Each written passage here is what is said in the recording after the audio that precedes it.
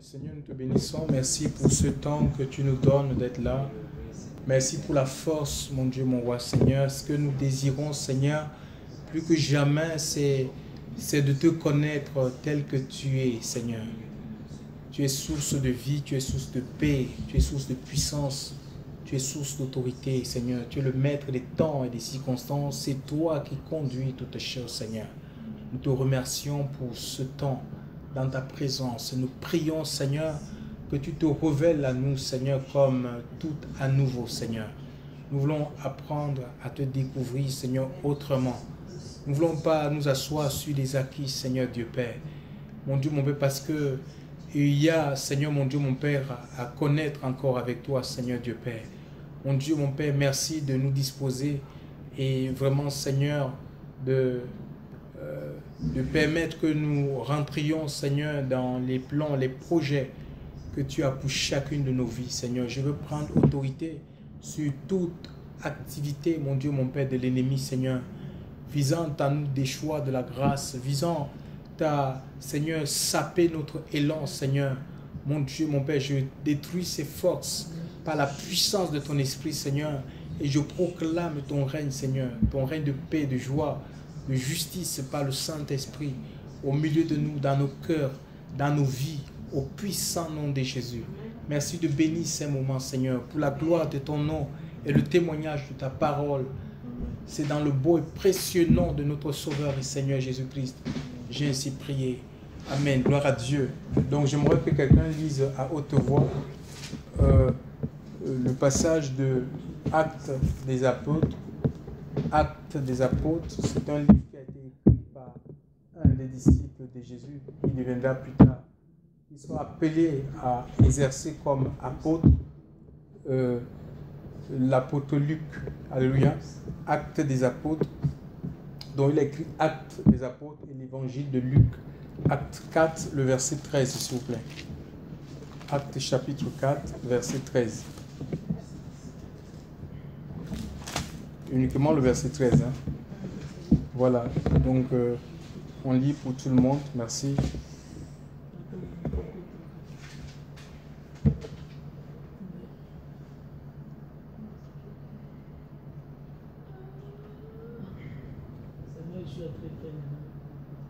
Acte chapitre 4. Acte, c'est après l'évangile de Jean. C'est après Jean. C'est après Jean. C'est après l'évangile de Jean. On a Acte. Acte combien? Acte 4. Acte 4, verset 13.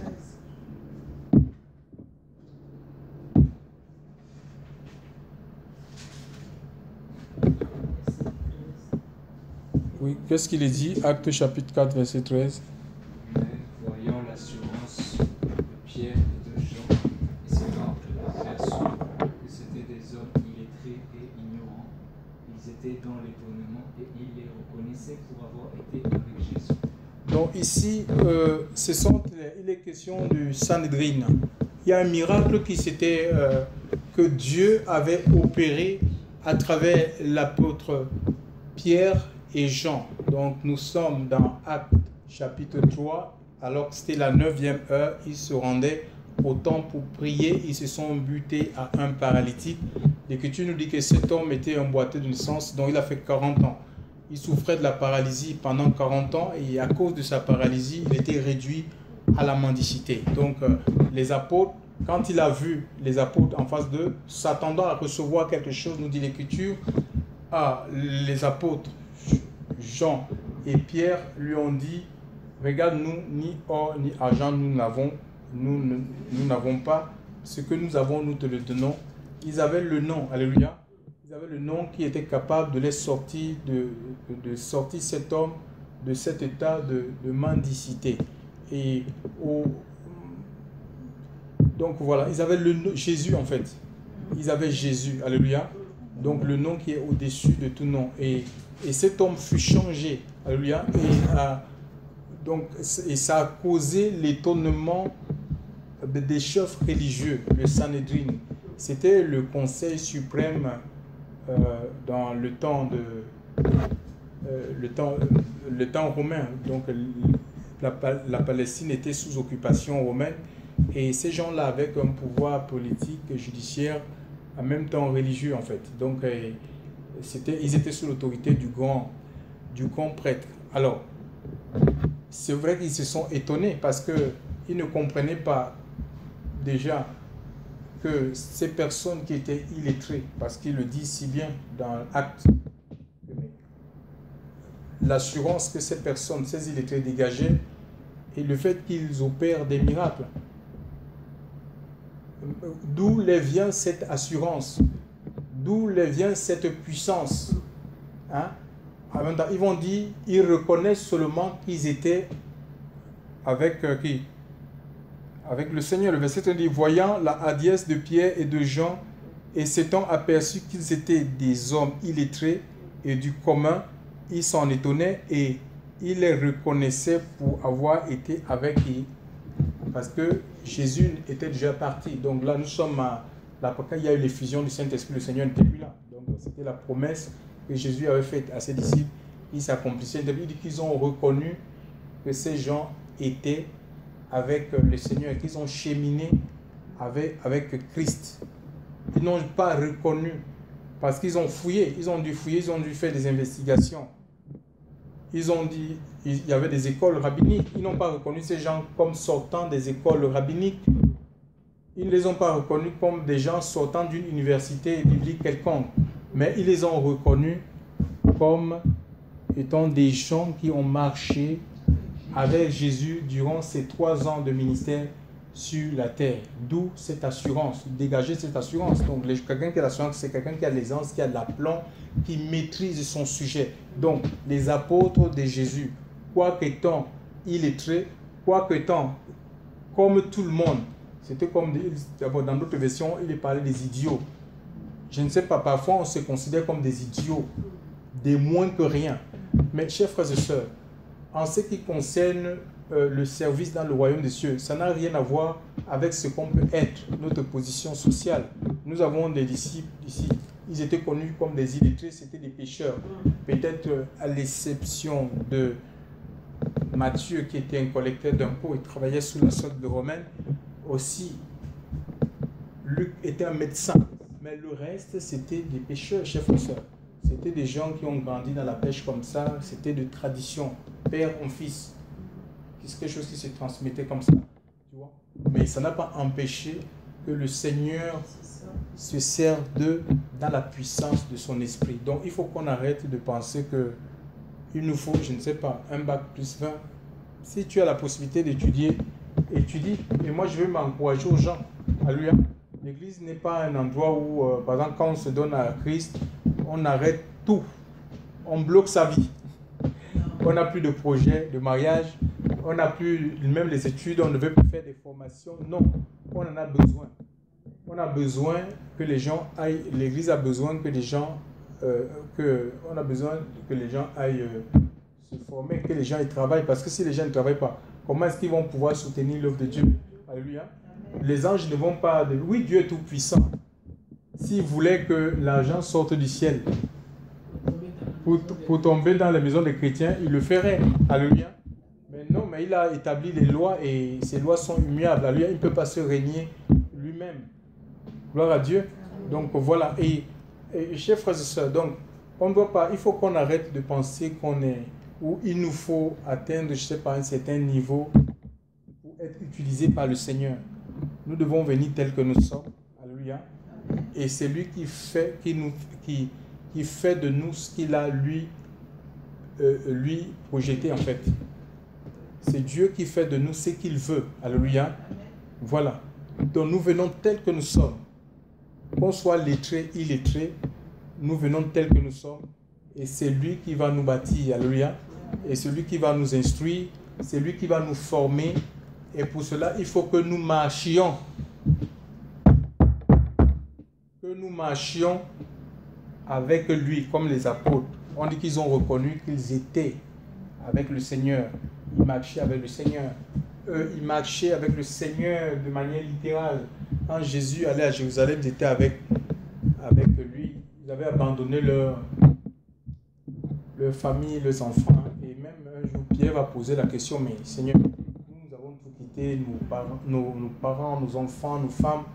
Qu'est-ce que nous nous allons devenir. Parce c'était vraiment, on peut appeler, c'était une formation accélérée. Ils allaient partout en fait. Ils dormaient avec eux, au pied des montagnes. Chers frères et sœurs dans le Seigneur. Jésus va lui dire, il n'y a personne qui a abandonné son père, sa mère, ses frères et sœurs. Ne retrouve ces choses dans le siècle présent et dans le siècle à venir, la vie éternelle, mais avec des persécutions. D'accord?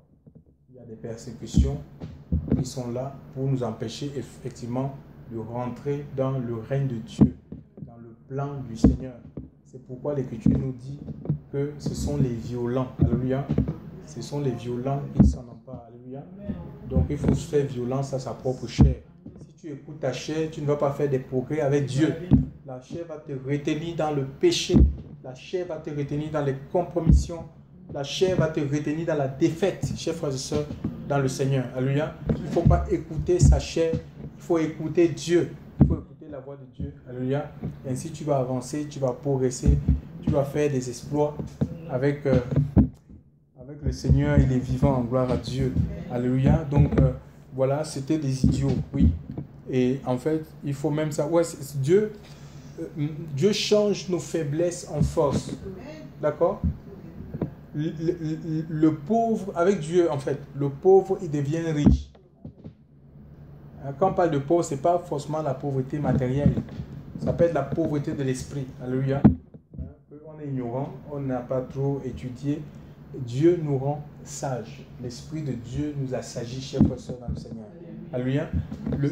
L'insensé, celui qui est comme un fou, il devient sage avec le Seigneur. Alléluia. Et l'Écriture nous dit, comme je lu Ecclésiaste, il dit que la sagesse, c'est plus que l'or et l'argent.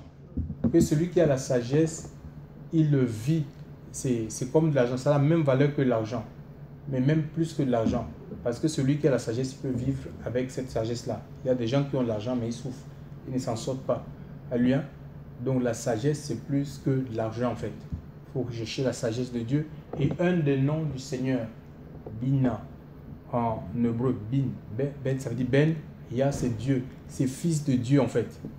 Jésus, c'est la sagesse personnifiée. Donc si on soumet notre vie à Christ, même si nous n'avons pas des grands moyens, la sagesse, l'intérieur te donne l'intelligence. Parce qu'on a besoin de l'intelligence, chers frères et sœurs. On a besoin d'intelligence pour vivre dans ce monde.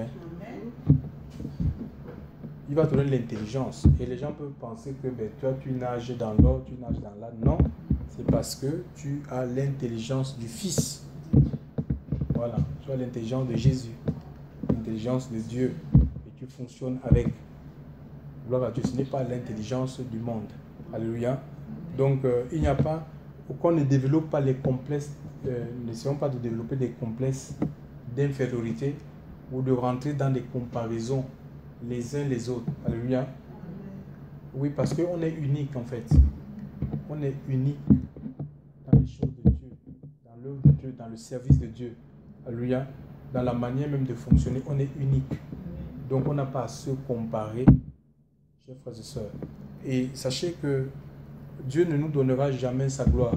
Et parfois, il va nous utiliser avec nos handicaps pour que la gloire lui revienne à lui. Amen. D'accord? Et ici, il y a un passage dans la Bible. Hein. Donc, on va lire 1 Corinthiens 1 à partir du verset 25. 1 Corinthiens 1 à partir du verset 25.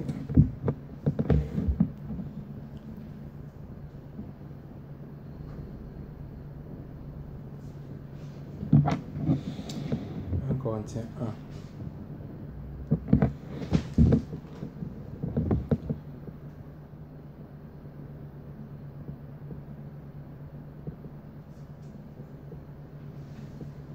Corinthiens 1, 25. Parce que la folie de Dieu est plus sage que les humains. Oui. Et la faiblesse de Dieu est plus forte que les humains. Oui. Continue, ma soeur. Car, mes frères, considérez que parmi vous qui avez été appelés, il n'y a pas beaucoup de sages selon la chair, ni beaucoup de puissants, ni beaucoup de nobles, Mais Dieu a choisi les choses folles de ce monde pour rendre confuses les sages. Et Dieu a choisi les choses faibles de ce monde pour rendre confuses les fortes. Et Dieu a choisi les choses viles de ce monde et les mépriser. Mais celles qui ne sont pas pour abolir celles qui sont, afin qu'aucune chair ne se glorifie devant lui. Vous avez donc compris. Donc Dieu nous a appelés tels que nous sommes, avec nos lacunes, avec nos faiblesses, dans le but de taire les personnes qui pensent que parce qu'ils ont ceci, ils ont cela, ils ont tel réseau, eux, ils peuvent arriver à quelque chose, quoi. Tu vois, et parfois c'est des choses insignifiantes que le Seigneur lui va se servir. Il faut rester dans l'humilité. Alléluia. Même si Dieu peut utiliser un enfant, hein, dans la Bible, le psaume, tu peux lire le psaume 8, psaume 8 verset 12.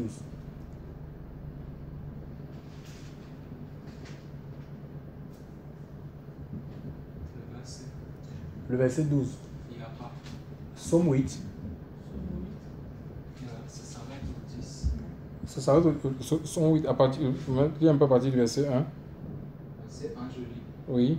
Psaume de David au chef des chants sur la Hittite.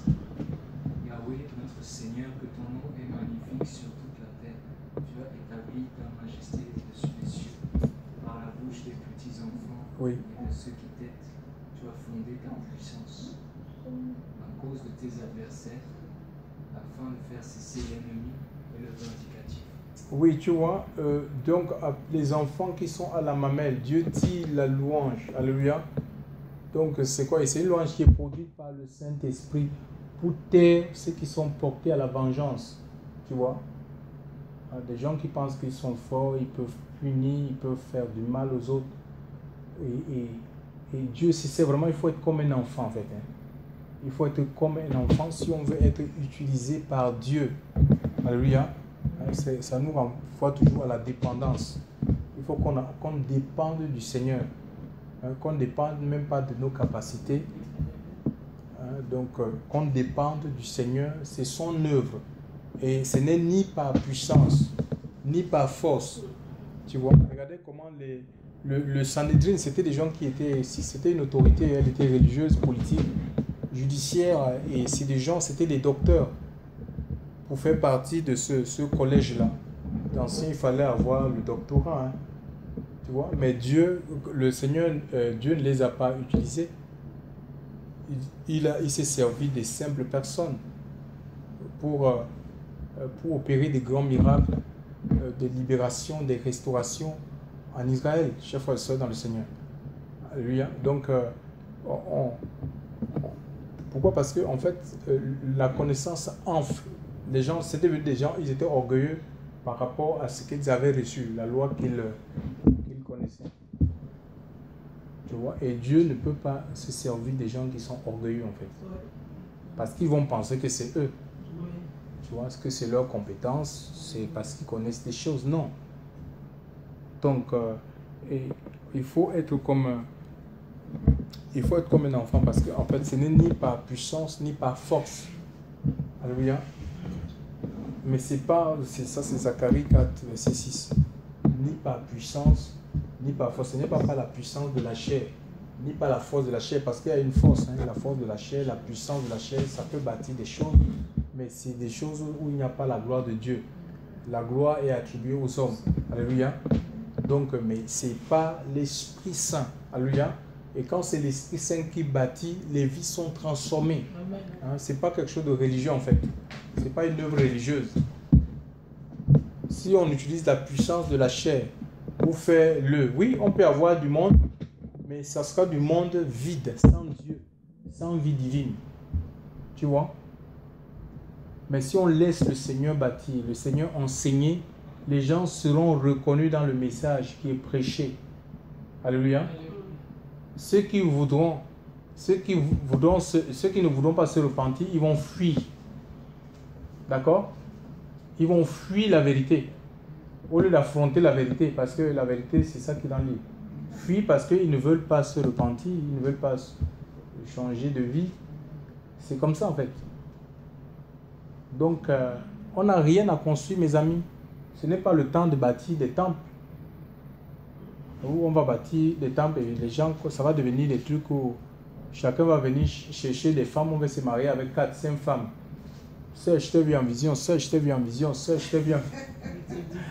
Hein? On a 7 fiancés. On ne veut plus de ça en fait. On veut la sainteté de Dieu. D'accord? On veut vraiment la sainteté. On doit rester dans la simplicité des choses de Dieu et laisser le Seigneur bâtir, c'est son œuvre. D'accord? Ce n'est pas une œuvre humaine. C'est pas une œuvre humaine, c'est l'œuvre du Seigneur, c'est l'œuvre du Saint-Esprit. Et Dieu s'adresse au cœur, il bâtit les cœurs. Alléluia. Ça se passe dans les cœurs. Ça se passe dans les cœurs. Gloire à Dieu. Donc, on ne doit pas se lasser de continuer à chercher le Seigneur. Et Jésus n'a pas changé. S'il a pu utiliser des personnes qui étaient considérées pour ces docteurs-là comme des illettrés, des idiots, mais en même temps reconnaissant que non, ces personnes, ils ont marché avec le Seigneur, d'où cette hardiesse, d'où cet aplomb, d'où cette puissance, cette force. Et voilà, donc, c'est parlant, ça ne peut que ramener à l'humilité en fait. Tu vois, donc, et c'est ça, si nous marchons aussi avec le Seigneur comme les apôtres, c'est ce qui a fait leur force. Même quand ils étaient persécutés, ils allaient chercher Dieu par la prière. Et ils étaient puissamment renouvelés, chers frères et sœurs. Alléluia. Donc Dieu renouvelait l'esprit en eux. Et c'est comme ça qu'ils pouvaient encore prêcher avec force, avec autorité. Chers frères et sœurs, dans le Seigneur, rien ne pouvait les arrêter, ni la mort. Alléluia. Ni la mort, rien ne pouvait les arrêter. Et Dieu n'a pas changé. Il peut faire les mêmes choses avec nous. Et si nous décidons, nous aussi, hein, de marcher, oui, de marcher avec le Seigneur. Donc il faut des questions de marcher avec Dieu. Oui, nous marchons avec les hommes, mais il faut marcher avec le Seigneur. Tu dois dépasser les groupes. Alléluia. Et oui, il faut que tu dépasses les groupes pour marcher avec le Seigneur, pour faire route avec le Seigneur. Parce qu'un jour, le groupe peut te laisser tomber. Pour marcher avec le Seigneur, tu peux vivre des situations, tu peux te retrouver dans des situations où même le groupe ne te comprendra pas. Ils vont te condamner comme les habits de Job. Tu vois? Mais seul le Seigneur pourra te comprendre dans ton intimité. Il va te dire que non, la situation que tu es là, mon gars, ils sont en train de te condamner. Il te dit que non, tu es dans le péché, tu as péché, confesse. Non, c'est moi qui te permets ça. Parce que j'ai des choses à t'enseigner. Tu vois? Donc c'est important, l'intimité avec Dieu. Alléluia. C'est ce qui va nous permettre de grandir. Et c'est ce qui permet à Dieu de se servir de nous dans la puissance de son esprit. Alléluia. Oui, Dieu veut des instruments. Si on marche avec le Seigneur, il marchera avec nous. Alléluia. Et il nous utilisera. Il nous utilisera. Cet après-midi, qui que nous sommes, on n'a pas besoin d'être pasteur, apôtre. Cet après-midi, nous avons fait une évangélisation dans la rue et on a été confronté à un homme.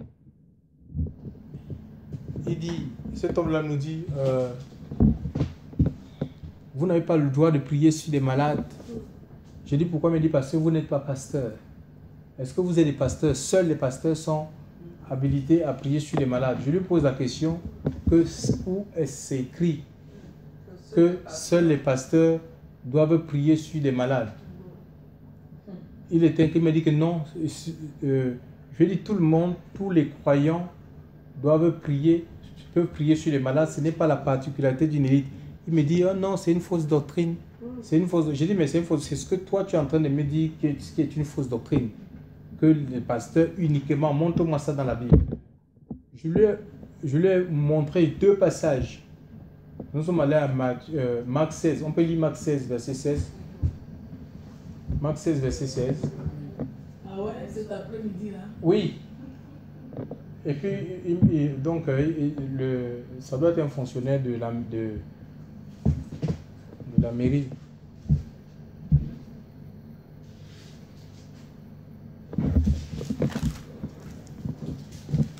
Je lui ai montré 2 passages, je lui ai fait lire un autre passage et que nous allons lire ce soir ensemble.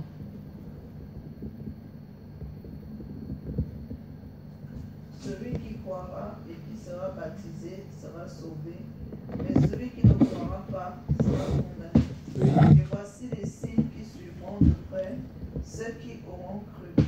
Ils chasseront les démons en mon nom, ils parleront de nouvelles langues, ils prendront dans leurs mains des serpents, et s'ils boivent quelque chose de mortel, elle ne leur fera pas de mal. Ils imposeront les mains aux malades et ils seront guéris. Voilà, ce sont les qui? C'est l'héritage de toutes les personnes qui ont cru dans le Messie, dans le sacrifice de la croix. Amen. Voici les signes qui accompagneront, dont les signes accompagnent des véritables croyants, des véritables enfants de Dieu. Alléluia. Donc il n'est pas dit, voici les signes qui accompagneront les pasteurs, les apôtres, les bishops. Ça veut dire qu'en tant qu'enfant de Dieu, Jésus, puisque nous sommes disciples du Seigneur, et Jésus guérissait les gens même en marchant. En marchant. Aujourd'hui, qu'est-ce qu'on nous a appris? Tu vas rencontrer un malade en route, alors que tu as la possibilité de prier sur lui. Tu vas lui dire, ben oui, quand même on a la science, la réunion de prière sur les malades. On a des jours comme ça, dédicacés à la prière sur les malades. Nous avons un passage dans les Écritures où Jésus avait guéri un homme le jour du sabbat et ça avait indigné un pharisien, un homme de loi. Il a dit non, vous avez 6 jours pour vous faire guérir et il ne faut pas prier sur des malades le jour du sabbat. Venez vous faire guérir 6 jours. Le 7e jour, c'est le repos. Donc vous pouvez mourir avec vos maladies. Vous vous rendez compte? Si on a la possibilité de faire du bien, on doit le faire, c'est tous les jours. Tu vois? Donc il dit, voici les signes qui accompagneront. Donc c'est parce que beaucoup d'enfants de Dieu, ils ne connaissent pas, ils vivent ce qu'on appelle une crise identitaire. Ils ne connaissent pas, ou on ne les apprend pas qui ils sont. Les pasteurs, ils pensent qu'ils sont perdants s'ils disent, s'ils enseignent la vérité. Au contraire, ça les décharge, ça allège. Parce qu'ils se mettent des fardeaux, après ils meurent jeunes. Tu vois, ils meurent jeunes, soit ils tombent dans la dépression, des choses comme ça. Au lieu de s'alléger, en fait, de former l'église, c'est une armée. Alléluia. Et dans une armée, tout le monde est appelé à combattre. Tout le monde est exercé au combat, au maniement d'armes. Alléluia.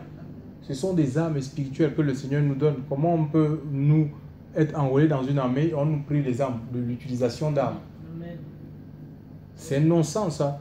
Ça veut dire qu'on va donner, c'est l'adversaire, on va donner, on donne à l'ennemi,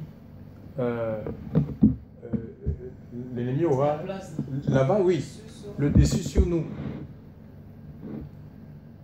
Il dit, voici les signes qui accompagneront ceux qui auront cru à mon nom. Et Jean 14, 12 dit, celui qui croit en moi.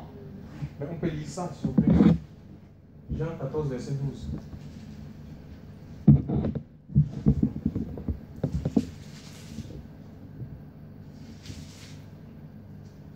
Amen, amen, je vous le dis.